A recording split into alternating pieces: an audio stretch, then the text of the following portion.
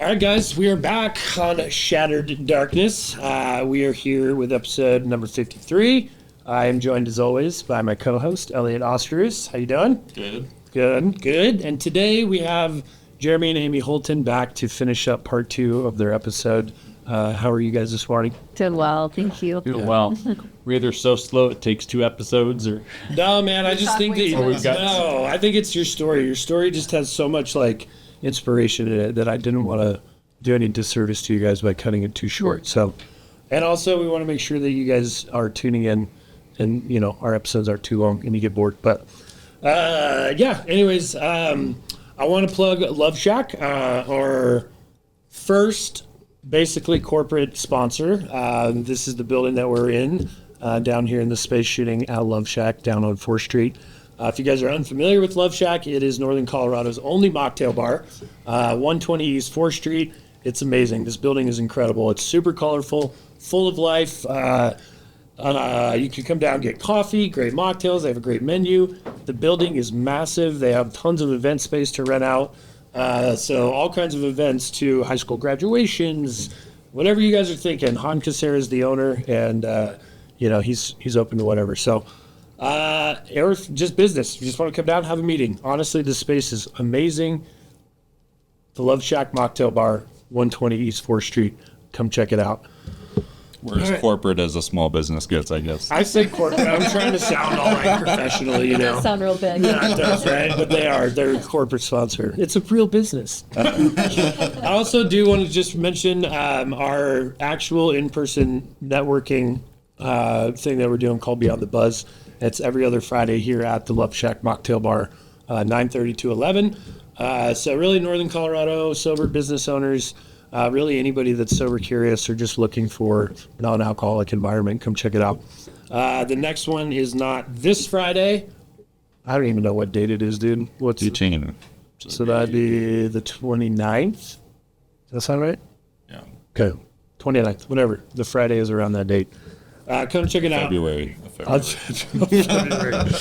The details. All right. Well, with that, we're going to pick up on Jeremy and Amy's story.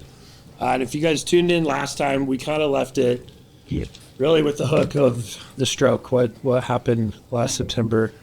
So we'll let you guys get back to it. We should tell the funny story version of it. Oh, the beginning. Okay. Yeah. You guys start wherever you want. I'm excited to hear the whole story. So, early in the morning on September 12th of 2025, I woke up and I was laying in bed with my arm across my chest like this. This was at 2 a.m., so middle of the night, actually. And I was like, what the heck? And Amy was laying over here. I was like, whose arm is this? Because I couldn't feel anything in my left arm. Yeah. But with my right arm, I could feel that there was an arm here. I was like, what the heck is going on? He wakes me. I was like, girl, you've got to shave your arm. It's so dang. I'm like, no, I don't. I was like, it's so dang hairy. And she's like, Oh my gosh. she's like, you're being weird. And I was like, I'll tell you what's weird is this arm that is across my body. And how is her left arm wrapped under the bed and up here. here over across my body? I just was so confused. Yeah, and I said, I think you're having a fever dream. He had been sick for a couple weeks before this and coughing a lot. And I'm like, you're having a fever dream. Go back to bed and leave me alone. Yeah, right? Ugh. But yeah, that was how we, as we go back in time, can know how long it was that he had the stroke, approximately. But it wasn't clear until the next morning. Yeah, the next morning I was sleeping through my alarm, and she had to shake me awake, I think. Yeah, and that wasn't usual. And then he shot up, said his head really hurt. I was like, oh, I wonder if it was an anesthetic. Crumbled in the bed. I jumped up trying to help him, and by that time he had already tried to stand up. I was trying to stand up like a log. Yeah, I fell into the side table next to my bed. And he was right by the window, so it's Providence. He didn't go through. I didn't fall out the window, thank God. Yeah. I fell right into a table, and I don't really remember much of it except it was very loud. And I was like, I just smoked my face.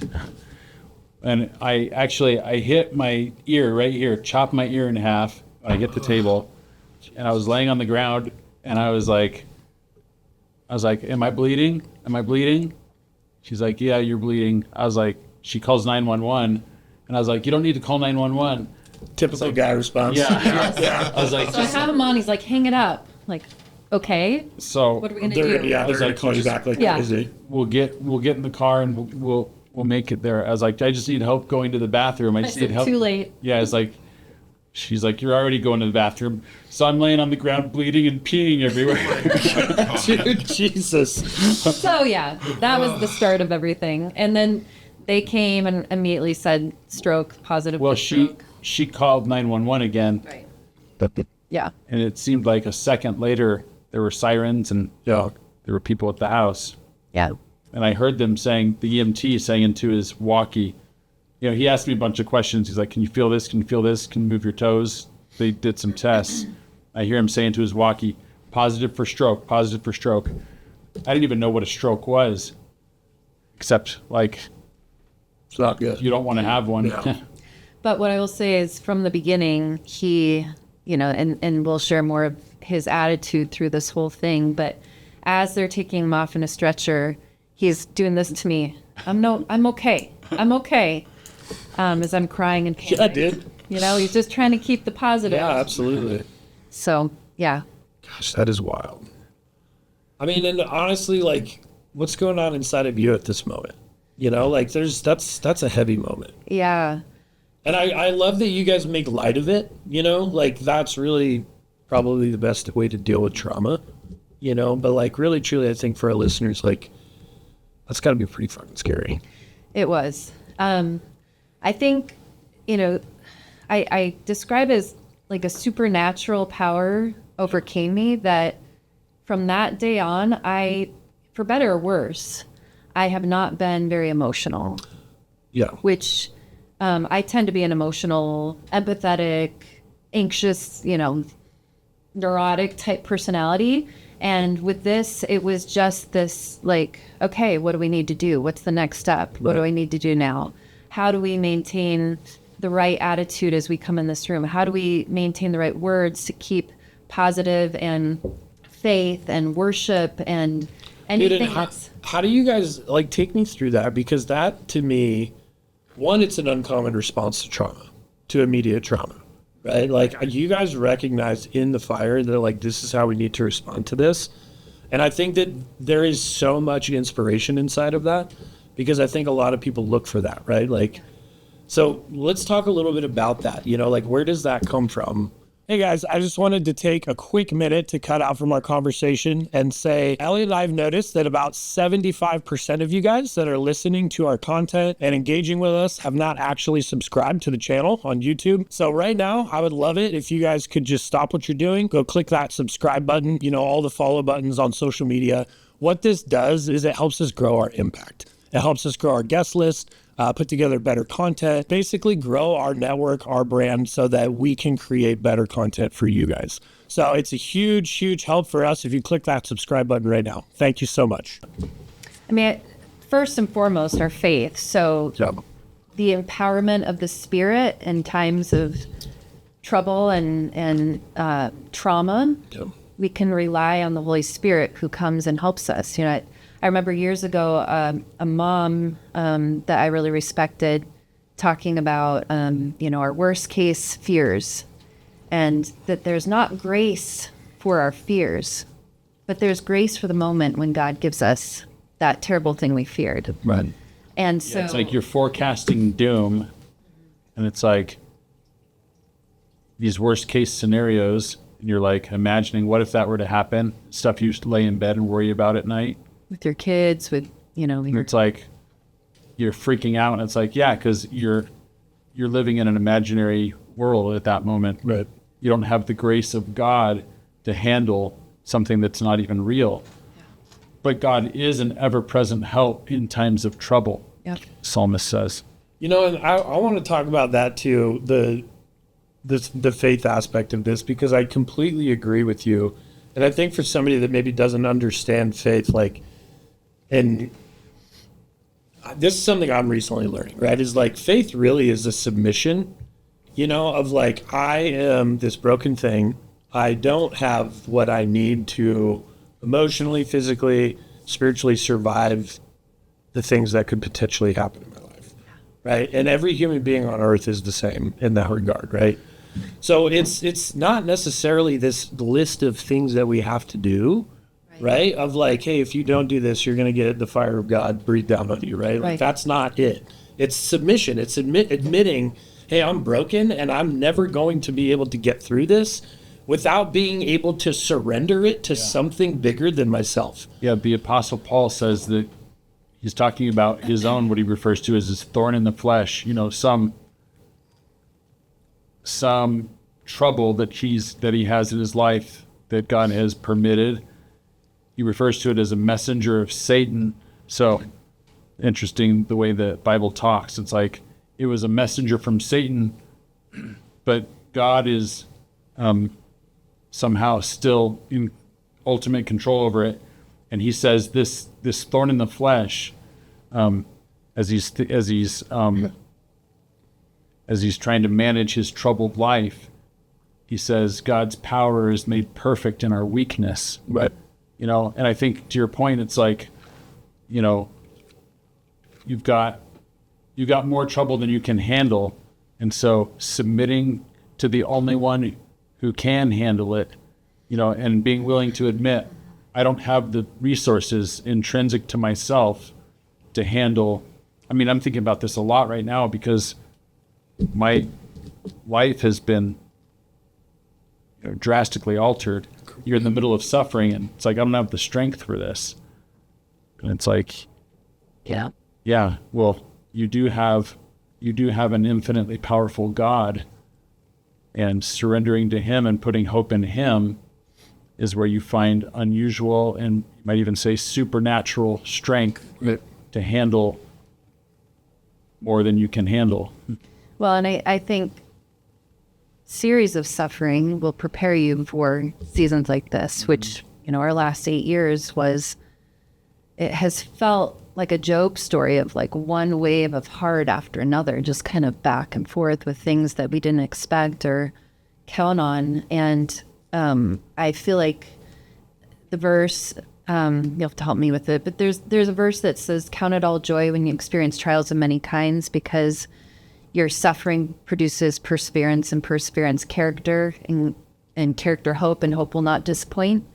So that idea of the suffering that you go through is actually strengthening you to walk through other things well. And I just genuinely feel like that's part of how I was able to respond well in that moment. In addition to that, we had started the practice of daily gratitude journaling before this. And I think when you do that, your perspective on everything is different. And even in this situation, the natural overflow was not immediate bitter or how could you, God, or why am I going through this? But, okay, Lord, you're in control. I need to speak words of life over him. I'm going to have hope. I'm not going to allow the worst case scenario to come in my mind. So I think when you practice, time in the Word, time in gratitude, time in prayer, when those moments come, you're building muscle. Totally. And I can definitely relate to that too. I mean, just everything that was just said there, because I had some, when I first got sober, it was like, oh, nothing, I'm invincible, this is going to be great. And then I ran into some pretty tough emotional happenstances, and it became a place, I just think it's so interesting that it's like when things are going great, it's like, I don't need that stuff that got me to this point now. Right. But that's when you really should double down and see how far you can go. And it just got to the point where I was like, I'm trying to control way too much. And I tell people now, it's like, I hurt my own feelings, and everything goes wrong up here more than what it actually does. Yeah. Yeah, you do a lot of listening, and you listen to yourself far more than you listen to anybody else. You're telling yourself a story.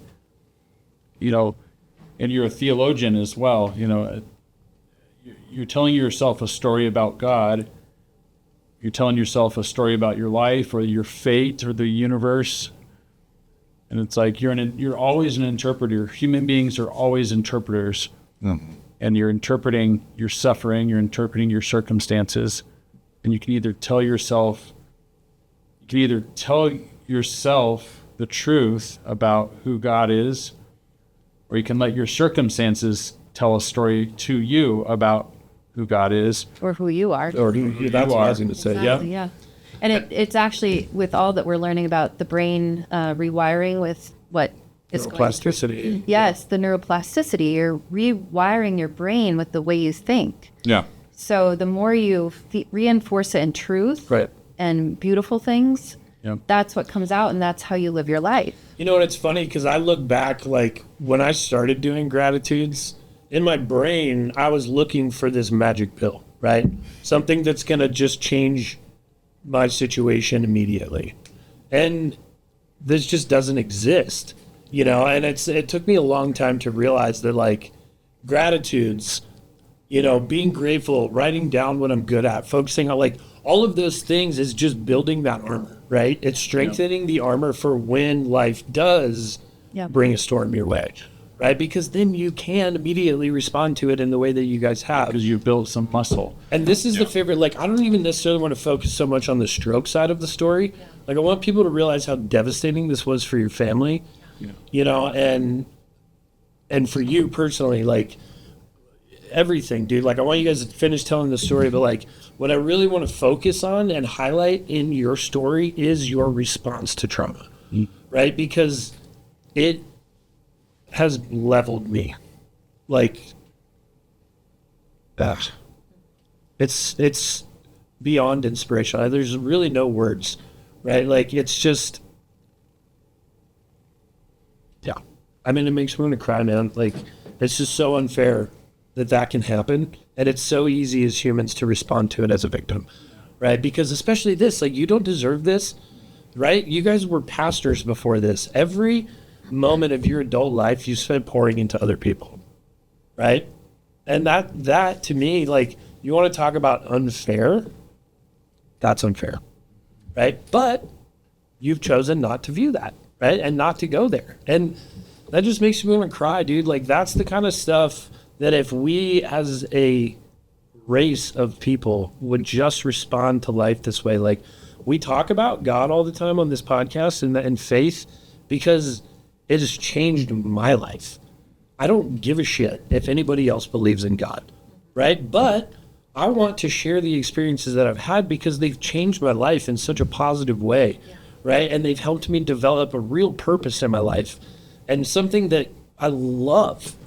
Right? And it's like, I want everybody around me to experience that. That's why I talk about God. That's why God is important, because we are so broken. Yeah. Right? And it allows us to look inside, right? And to find grace for ourselves, because the ultimate creator of the universe has already done that for us, right? We've already had grace on us. And we already know, like, okay, yeah, fucked up. But now it's time to pick the pieces up and respond this way, and move forward and inspire the people around you, and that's just like, I just want to say that because I haven't known you guys for all that long, and you've changed my life in 8 months, just from the way that you guys live your life.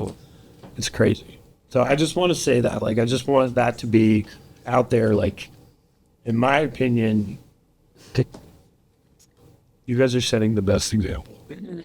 Thank you. Ever. Well, I mean,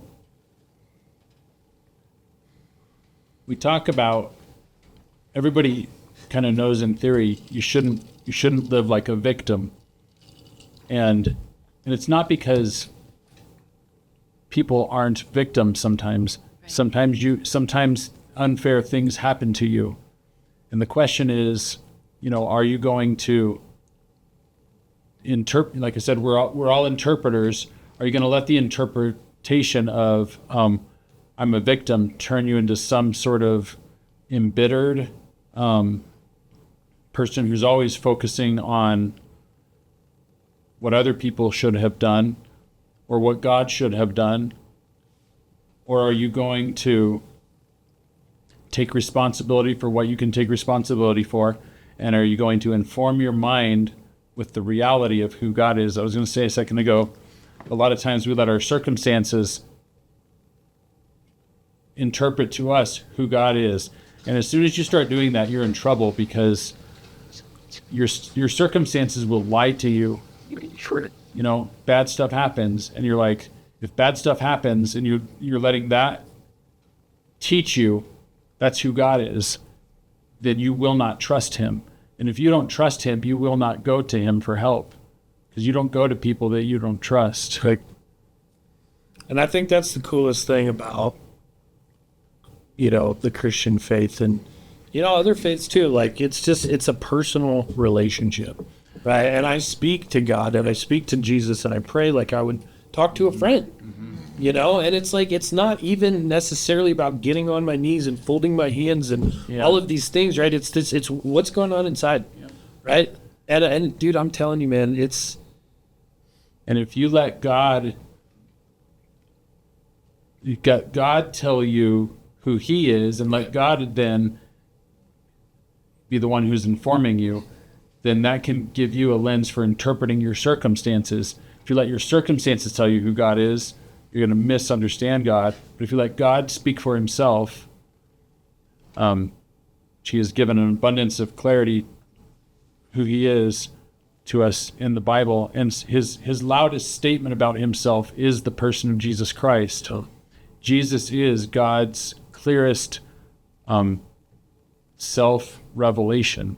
Here's who I am. You know, and it's like, if all you're listening to is God is the one who lets people have strokes, you're not gonna have a high view of God. Yeah, if God loved me, why did he take my mom? You know? Yeah.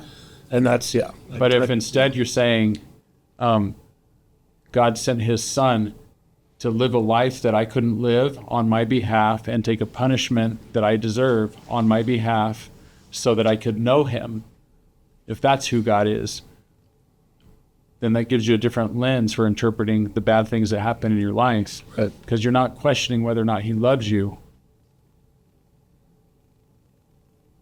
And we know that, you know, the worst thing that has ever happened in the history of the world is the murder of the most innocent man who ever lived. So the murder of the Messiah, Jesus Christ, is the worst thing that ever happened. And yet God has turned it into the best thing that has ever happened. He provided salvation for the world. That's what God can do with suffering. He can take the worst things and turn them into the best things. Mm-hmm. And not just like that mentality in of itself, and it is a mentality, right? It is a belief, right? And it is a belief of like, no matter what happens to me, I'm going to be okay. Yeah. Right? And that, dude, that is so empowering, right? I mean, Yes. and obviously, I mean, look at where you guys are sitting today, you know, and so continue on with the story, because really on the back end of this is where I find the most amount of inspiration, because it's how you guys are continuing to operate your lives, right? And so let's go back into the story a little bit. So all of this happens, you know, you find out, right, like, got to completely refigure out life. So let's take us through that.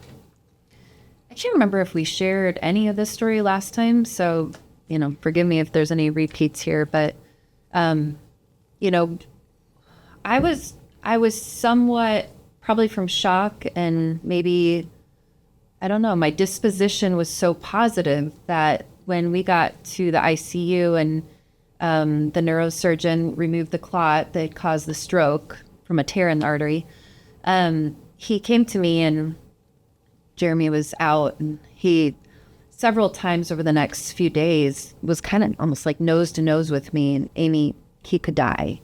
And Amy, you're going to have to make a decision because his brain is swelling. Are you going to let it swell and he dies?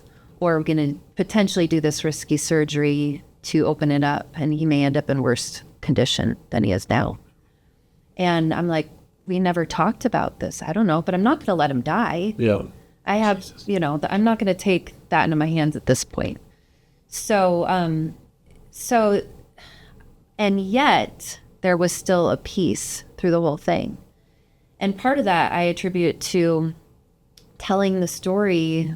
I shared the story on Instagram and Facebook within the first half day. So, And said, here's what the doctors are saying, but there's an unless, because we know God.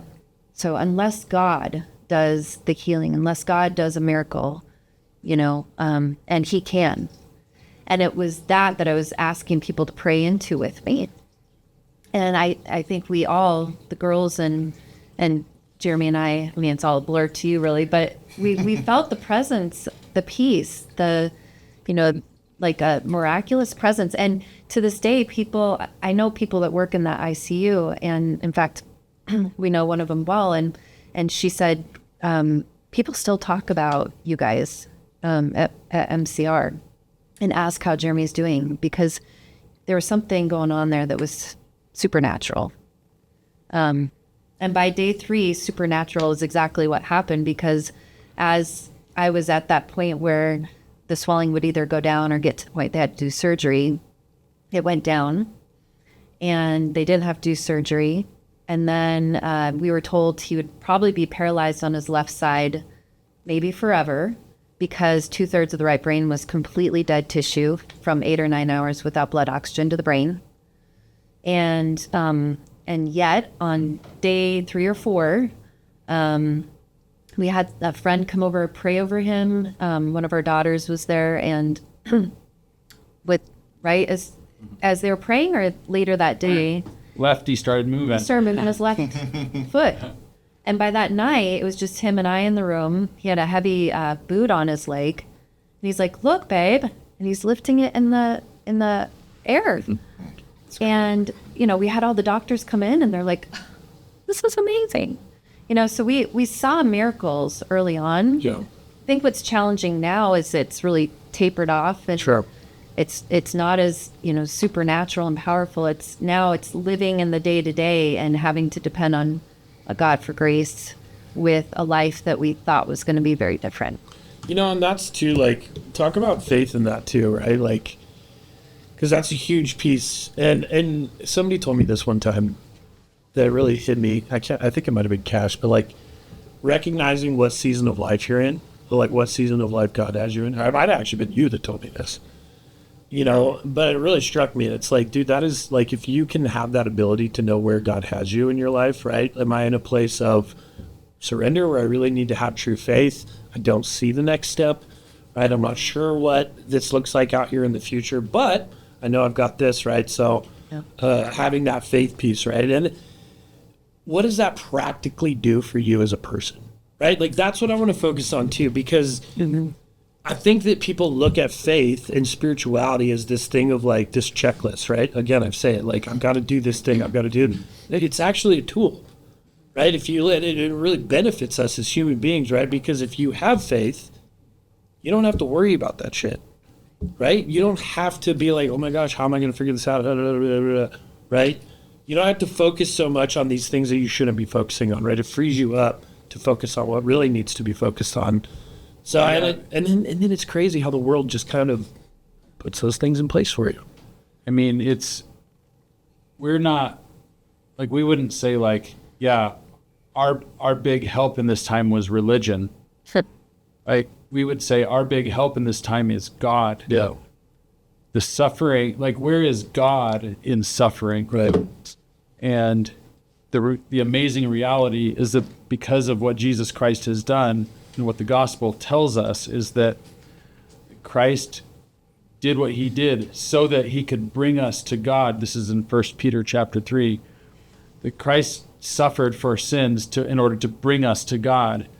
So we can, in this season of life, which is profoundly painful. I mean, I've lost my career. I've lost my health. I've lost a great deal of a sense of my own identity as a provider for my family, as a protector of my family. There's great identity loss in all of this. And coming to terms with that is I would say this season is probably the hardest for us. Absolutely. It's more painful right now and what we're dealing with the new norm than it was early on, because there was still this sense that maybe he's going to have Right. this, There's a he's going to walk out right. and just, the brain's going to reform. And, you know, it's like, Now you're kind of settling into this reality of like, Yeah, all the fallout. because really how long, it's only been what, 5 months? 5 months This week. since the stroke. Yeah. And I did walk out of the hospital. You did. I went in on my back and I walked out on my feet. It was amazing. If you guys want any level of inspiration, I'm telling you, just go follow the story on their social media pages because it's awesome. Like I've cried so many times, but I swear, like I've never seen anybody that had a full ICU staff like clapping as he walked out. Yeah. Like it was they said it was one of the biggest send-offs. that's really cool. We had a lot of friends and realtors come, and it was a great family. It was a great support. But we went out on Halloween. He left on Halloween, so we had to dress up as Dorothy and the Scarecrow. Who only wants a brain. And there's no place like home. If I only had a brain. That's I so had to good. sign I There's love no that. place like home, and we walked out together. So That's really yeah, But in this suffering, we don't need religion. We Right. don't need a checklist. right. We don't need a to bunch do of more, be more. a bunch of things, a to-do list of things that God dutifully wants us to ceremonially perform. What we need is God. We need the ever-present help in times of trouble, of a Savior Relationship. who is actually relationally connected to us, that we can go to for comfort in the midst of incredible suffering. Yeah. And that's what it gives us as the individual, right? As a couple, as leaders of your family, of leaders of your community, honestly, and I want to highlight that, right? Because I hear so many people say, oh, I don't believe in God because of this, and it's usually one person twisting it, and it's an experience. It's a very narrow-minded viewpoint, and it's like, there's a million different ways to live life. There's a million different ways to create inspiration, to create vision, passion, right? Like we don't have it figured out. And the second that we admit that, dude, it opens us up to endless amounts of possibilities, and that's the beauty in spirituality, and in faith is like, I remember I told a friend, I was like, dude, you tell me you don't believe in God. What you're telling me is that you know exactly what you're capable of from now until the day that you die. And I was like, but by believing in God and accepting Christ, you're saying I'm broken. I don't know, right? I'm submitting to your plan.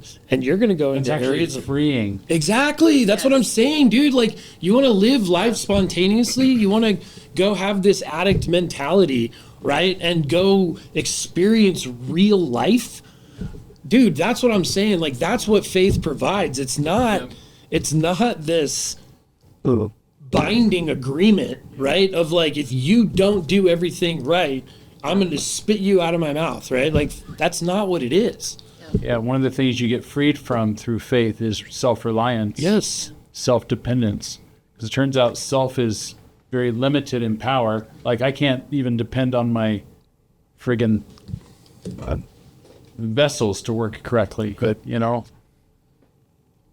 Even though we did everything right. And I was going to say, dude, this is the other crazy thing, right? Is you were actually a very healthy person. Yeah. Yeah. You super buff, very great shape. We just finished 75 hard Right, for like, the second that's time. the crazy thing to me, right? Like, you guys did do the right things. You took care of yourselves. He You know, has and- unusually low cholesterol and blood pressure. Right. I'm the one that has high. Yeah. And And- yeah, there's no explanation as to why he had a tear in his artery that created the clot. Doctors can't figure it out. We can't, apart from him being sick before that, and maybe, weakened vessels from inflammation. But it's always going to be a mystery, and it does feel like an injustice, but such is life. Exactly. And that's exactly. So you either rely on yourself, which is no sure footing, or you rely on somebody who actually does know their way through, who has, as the old Sunday school songs says, he holds the whole world in his hands, right? Like he's actually holding the world. He's actually in control of the world. And so you either navigate it self-sufficiently or you navigate it dependently. And turns out that's where peace and and comfort come from. It's We've- freeing. We've actually found a lot of comfort reading a book called Imagine Heaven. And it's the experience of NDEers, so near-death experience. Okay. Yeah. And whatever the cultural background, even religious background, the people that come back from that experience have a really similar story to tell. And, it's really this sense that Earth is more of the dream. We think of heaven as this ethereal place where it's going to be lacking in all the pleasures of life. And the people that come back are like, Earth feels like, the colors are blah, the smells and tastes and everything compared to heaven. It all just feels like a vapor and a dream. Right. That was the most real thing I ever experienced. And it was full of love. Everything about it was a sense of calm, peace, and absolute love.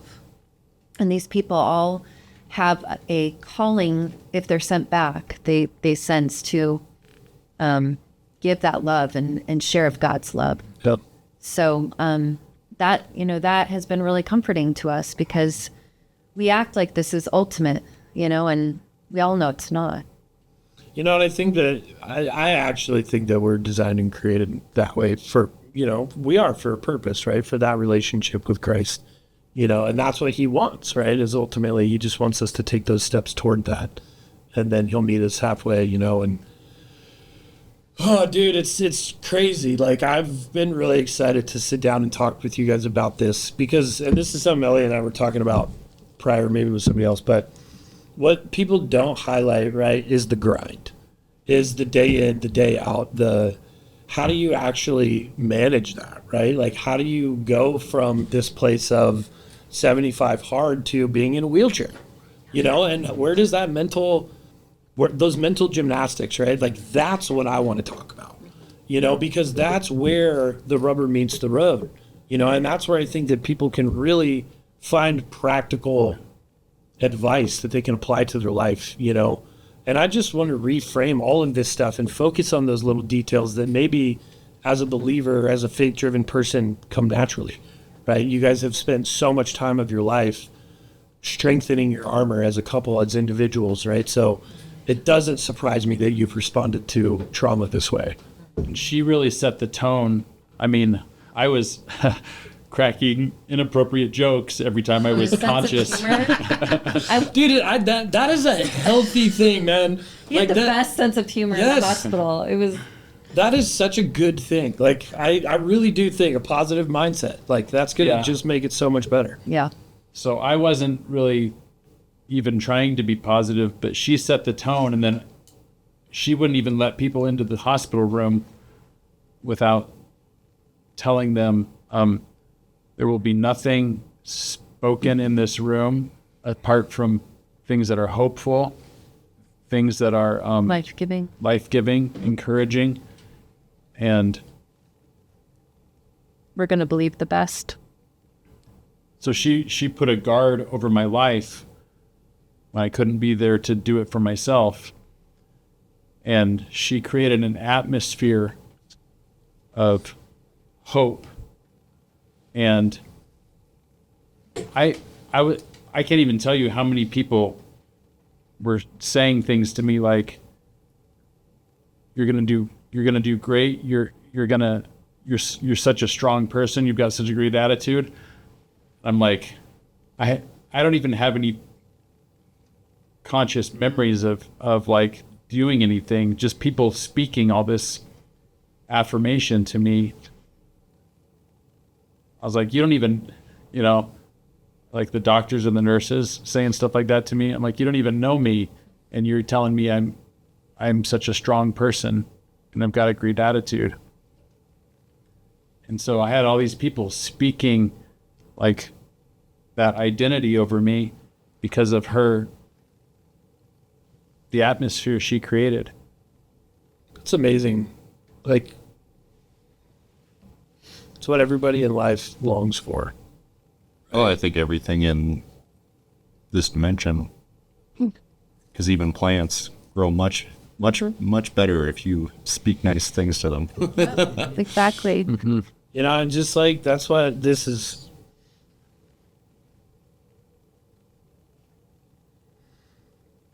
It's so hard to put this stuff into words, right? But it's like, if we could just try to respond to life, you know, in these ways, as a society, you know, as humans, as just focus on what's in here. You know, well, how do I strengthen what's in here so that I can pour out and give to everybody out there? You know, and you guys embody that in a way that I've honestly never seen, ever.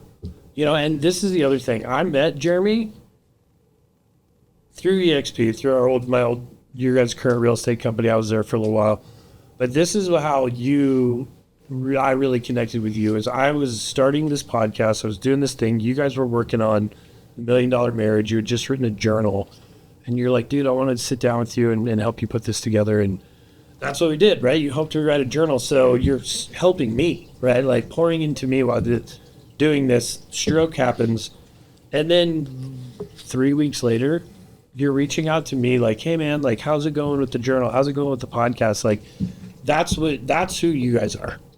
You know, like, you're just continuing, even though you have every reason to be focused on what's going on around you. Like, you guys continue to pour into men, coach men. You've continued to pour into my life, to my marriage, on such a level that's, dude, it's changed me, you know, on a fundamental level. And I can't speak enough to that. Like, this is the perfect example of how to practice faith and spirituality, and how to practice marriage, you know, and what the true intent of marriage was, you know, from God's perspective, right? You guys have created this incredible place for both of each other, this love that is very, very easy to see. It's palpable. And you guys are just by existing in this space, you guys are changing everything around you and inspiring so many people. Well, what's crazy is that Amy and I were just talking, I think it was last night. She said, maybe we should have not called that. This is a little like business project we had at one point. Maybe we shouldn't have called it the $1 Million Marriage. Maybe we should have called it the rock bottom marriage. I mean, because honestly, that's everything changed for us when we hit rock bottom. I don't even think that you guys know. Like, it's crazy. I look at you guys, and the opportunities are endless. You know, with the attitude that you guys have. I mean, like I said, just being in the presence of Jeremy and Amy Holton has changed my life. Right? And just watching how you guys have operated with each other, you know, like, it's just being in your house, you know, and seeing how you engage with your children. And it's everything I want. Everything, you know, and it's so inspirational, and all you guys are doing is just surviving, you know, and blows my mind. Well, it's amazing because, I'm sorry, go ahead, baby. I was just going to say, speaking of children, we haven't talked much about our daughters, but I'm just so proud of how they've handled this as well. We have a almost 22-year-old, 20-year-old, and 17-year-old daughters. And you can imagine going through something like this and how hard that would be. And they have been absolutely remarkable in how they've handled it. From the moment they found out, my oldest daughter, who's very vocal on social media and a, you know, kind of TikTok star and all of that, she just started posting videos in the airport on her way here that she believed in miracles and that she's praying and that she has peace and God is good, and no matter what happened, she surrendered. And you know, so she had spoken out there, you know, similar kind of faith with power. And in one of those moments, before Jeremy woke up from the surgery, I needed a break. I left the room. My two oldest daughters came in. I come back to the room. They are blasting the worship music, hands raised, praying over him. I will never forget that moment. And we've had some real ups and downs with these kids, but they have come to know as Jesus. Everybody does. Yeah. But again, that's like my biggest fear is going through that with my kids. Yeah, it's not about religion. Like, our kids had to find him Right. their own way, and each of them have in their own way. And it's been really beautiful to see the strength that's been given to them as well, because there's only so much I can do to comfort them in this time. So. And again, I mean, that's a testament to the way that they were raised, right? You know, I'm watching you guys operate your lives in faith and those kinds of things. So You'd like to hope so. I mean, as a parent, you do everything you can to hand your values down to your kids. That's one thing that is very painful as a parent, is when you realize your kids are not adopting your values. It's like, oh, I failed.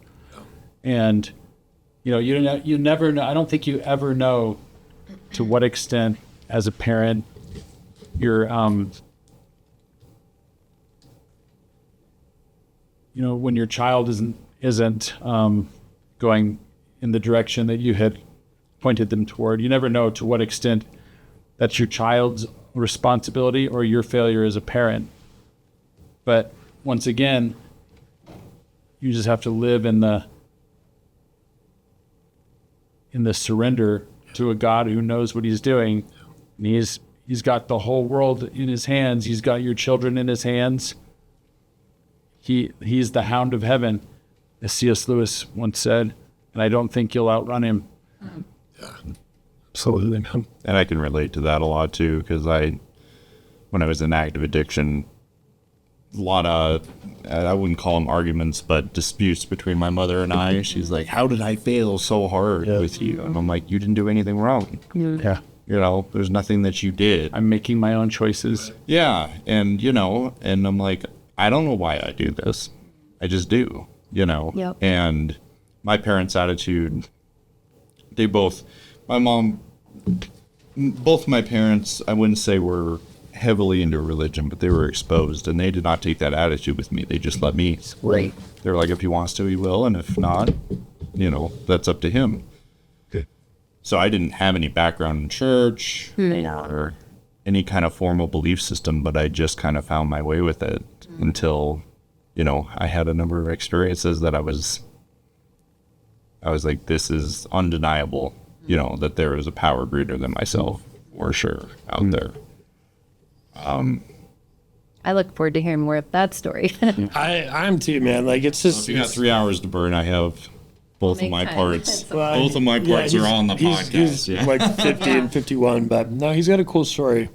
But this is the thing, is like, I love this, right? Because you guys have spent most of your life in ministry, right? And it's doctrine, right? And the Bible, and to hear people like that be like, dude, it's not about religion. It's not about the checklist, right? That was why Jesus came. That's why he gave that example of like, hey, this is what it's all about, right? And so I love that, because it's not what you grew up with. It's not this like, if you don't stand up and fold your hands and da-da-da-da, I'm going to whip your... Yes, dude, it's like... About surrender.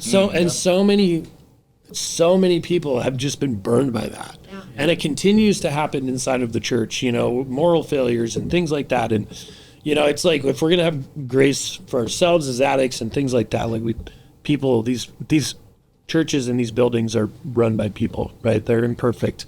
They have to have grace for that as well, and know that is not God, right? Like, we have to be smart enough and wise enough to discern when something is being twisted and used against us. And I just don't think there's been enough conversation around that when it comes to spirituality. Yeah, and for how long is the old normal going to still be the thing that everybody refers to? Yeah. Whether it be religion or spirituality or even marriage, is the one that I'm seeing the most of now. It's like, well, I want to get married. I'm like, why? Oh, because of this and because of what happened in the 40s. And I'm like, when are we going to realize that if you don't relate to that, you can move and go in a different direction than that? Like, it's like you're viewing the past as like the rule, and that doesn't make any sense to me. That's the thing. I think people just need to realize it's like, as we move into the future, the slate is blank. Right. And it's like, whatever we want to create can be created, and it is. You don't need to look backwards anymore. And it's just like, ask questions, question your faith, question the people around you, question leadership. I said that on our last podcast, and, challenge things, like that's where you get real answers and you understand things. So, was there anything else that you guys want to add to your story before we let you go? Or anything you want to plug? Yeah, Keep asking people. Yeah, that, true. too. If you guys want to plug your business, whatever you're working on. I've been working on my passion project, the Midlife Marvelous. So the idea with that is helping midlife women live their best lives with health and wellness, fitness, hormone replacement. But right now it's just an account I have on Instagram where you can purchase on my Stand store recipe bundles I put together for anti-inflammatory diets or muscle building, metabolism boost. But I'm just putting information out there in hopes of ultimately creating a community of women coming together and supporting each other in midlife, because we're going through so much and change of our bodies and mindset, and it could Should actually connect you to my wife. I feel like she could, like, she's been talking about like some hormone stuff, and so yeah, anyone that's age 40 to 50 is well, really 40 to 60, but the perimenopause time, 30s to 50s, really challenging because your body is just really changing. And so things like alcohol, and this is one of the things that brought me to the point of being done with alcohol, at least right now, is alcohol really plays a negative part on perimenopause and menopause. So everything that's bad about perimenopause, it accentuates it. with alcohol. Yes. So you have worse night sweats, hot flashes, mood swings. It affects heightening your estrogen and suppresses your progesterone. It changes your metabolism. And Heightens cortisol. yeah, your stress hormone, which is already spiking with perimenopause already. That's crazy. So that affects your insulin and your ability to metabolize food. So alcohol is really negative towards women in perimenopause in particular. And I was like, I'm learning enough about it for him that I want to support him and his brain health. But then as I'm putting together my wellness business, it's like, why not just be done with this? Yeah. How do you feel? How long's it been since you? Honestly, I would regularly do alcohol fasts for months at a time. So it's probably not that.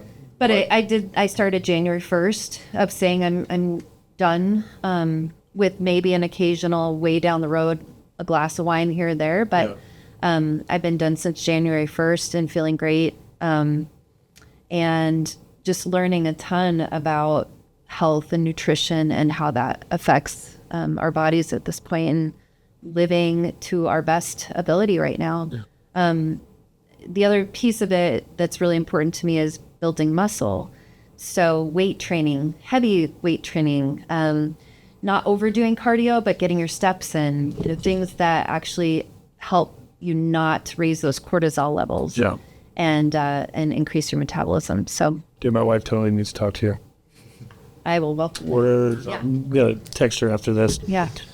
And what about you, Jeremy? What do you got going on these days? I feel like I've promoted all along the thing that is my great passion right now, which is that I am just grateful to God to be alive. Yeah. And I give him all the credit for that. And he used this girl as the number one human vessel to kind of give me practical companionship and so I think my great promotion right now is that I just want to commend God and Jesus Christ, and it's like that's you. I think we said last week, there's a parable that says, it's in Matthew 13, verse 44. It says, Jesus says, the kingdom of heaven is like a man who found a treasure in a field. And then in his joy, he covered it back up. And in his joy, he went and sold everything he had and he bought the field. And, I think that's really a great way. Like, describing the God of the Bible. It's not a religious checklist. It's a treasure. He's a treasure. So you, and when you find it, you want to get rid of anything that stands in the way of grabbing hold of it and having it. In his joy, he goes and sells everything he has so he can buy the field. Why? Because the treasure's in the field. All he wants is the treasure. So my passion right now is I want people to know that treasure. And so I got to kind of talk about that in 2 episodes nonstop. Love it, man. Yeah. I think also just very practically, it's a tough place financially for us. So we do have a GoFundMe. If anyone wants to contribute to that, I don't know if you can share a link Yeah, for we that. absolutely can do that. I have the link too. I'll send it to you. We'll make sure it ends up in this post. And honestly, it is. And I just want to realistically, like, Jeremy is disabled, not able to work. So Amy's picking up all the pieces of their businesses, their life. You know, you're in real estate. Obviously, the real estate market is picking up, but it's slow. So, I don't know. It's just come around these guys. I mean, that even in the time of need, they're still continuing to pour out into our communities and the people around them. So, I think it would be amazing if we come around them and really support them in their time of need. So, Thank you, Mitch. yeah, man. I mean, I just like I've had goosebumps this whole time. Like, and I honestly, this is one of the only episodes I've been nervous to do because I wanted to do it justice. You know, like I didn't want to do you guys a disservice by any means. And I hope that we did that. You know, I hope that we accomplished that. So, Yeah, thank you for listening to our story, asking about our story. of course. And honestly, like, you know, 6 months down the road, let's do a check-in. You know, like I think this would be cool to, you guys have documented so much of this process and shared it on social media. And that's why this question is going to be perfect. So, again, this is something we're doing at the end of everybody's story, not necessarily episode. But I wrote a question down, or our last guest wrote a question down that I'm going to have one of them read and answer. And then they will write a question down for our next guest. So here, I'll let you take that and whoever wants to read it. My handwriting. One at the bottom. Yeah, the one at the bottom. Share a time in your life when you practiced real vulnerability. What was the outcome for you and for those around you?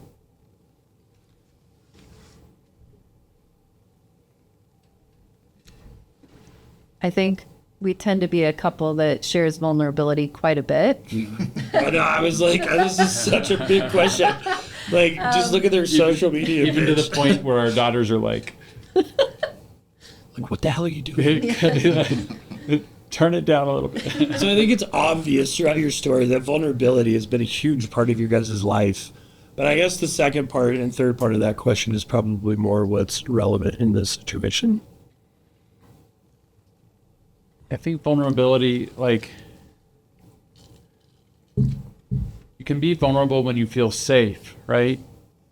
So it's like you put your story out there and you don't know if that's safe or not. That's where your faith in God can provide some strength for that. I think Amy shared very vulnerably along the way on social media what was going on in her life. I agree. And it was one, to avoid having to make a bunch of phone calls, but also Very practical. yeah, but also because I think there's a sense of responsibility to share the progress and the work of God, the sense that God was doing great things. Well, and God had given me faith, so I wanted to put it out there so people could watch the journey of God working firsthand. Exactly. And that, I mean, I think we had 3 within the first 90 days. When I looked at analytics on Instagram alone, it was like 3.3 million views of whatever stories posts I had shared. You know, and that's something that I think we talked about in your episode, right? It's almost a moral obligation, right, to share these kinds of things. And people, it's so funny, man. Like, I grew up like, no, like, why would you do that? and social media was the enemy and things like that. But it's such a great platform for things like this. And I was really hoping that you would answer the question that way because, correct me if I'm wrong, but have you guys gotten, I guess I'll just ask a question, have you guys gotten positive responses from your journey? Like, how's that transpired? I was going to say, I think there's a difference between sharing vulnerability and strength. Right. And sharing vulnerability and weakness. And you have to be really careful sharing vulnerability and weakness because there are predatory people around you that will spot that right away, that you're needy. It's one thing to say, I have a need, here's the link or whatever. Right. But to be a woman in particular and put yourself on social media in a way that seems like, woe is me and I need people to help me and I'm just so sad. I'm very careful with what I put out there because I've had enough guys try to take advantage of me on social media that I'm aware of that. Yeah. And I actually really appreciate that distinction because I think there is a very dramatic line there, right? Like if you're being inspiring, that's amazing. Like I totally agree, you're positive inspiration, but yeah, like bleeding all over, like that makes sense. Yeah, and so I'm very careful because I don't want positivity toxicity. Right. Like I want to be real and authentic. That's very important to me in all of my messaging, and maybe to the point it makes some people uncomfortable. But I'm always aware of how, if I'm in a place of strength and it's genuine, I'm going to share that. Yeah. The last few weeks have been really hard. I haven't spoken much. I'm waiting till it all makes sense to me where I can share something again in strength. Not fake, but not in the middle of the story of pain and frustration. It's like I'm working through it. That makes sense. Yeah, you have to be careful telling your story vulnerably when you're in the middle story. The middle story is somewhere between where the adventure begins and where the story, all the threads pull together. Right. The middle story is often full of a lot of darkness and uncertainty, and that, maybe in some sense that can be helpful to people so that they know they're not the only ones who are in darkness. But a lot of times, you share in the middle story in a place of weakness and confusion, and you're not helping others, but you definitely might not be helping yourself. So you wait till the threads come together. And often in the early days, often late at night when everyone left and I was up there alone in the room with him, listening to the sound of the monitors. And, that's when the Lord would minister to me. And then I would jot those ideas down because I was truly being filled with that inspiration that I thought others could be helped by. So, that's amazing. I really love how you guys answered that. That's good. Because there's definitely two sides to that coin, and I think too that vulnerability, it was what changed things for me, right? Like, and if you look at addiction, it really needs to start at that point, like where you lay those pieces out and you're like, okay. But I agree in the sense, like, that's why rehabs and things like that exist, because you do those in controlled environments with the right kinds of people. And exactly, don't not reach out to it because you are in a negative, vulnerable space. Right. But I love the fact that, like, be careful, like, make sure that you're actually serving what you need. And there's just a handful of women that I entrust getting together with and actually sharing where I'm really struggling, at the nitty gritty. And they're women that have gone through something similar with their husband. And so they can carry the heaviness of it and encourage me because they're farther along. Absolutely. Well, it's addiction, right? It's relationships that are forged in fire.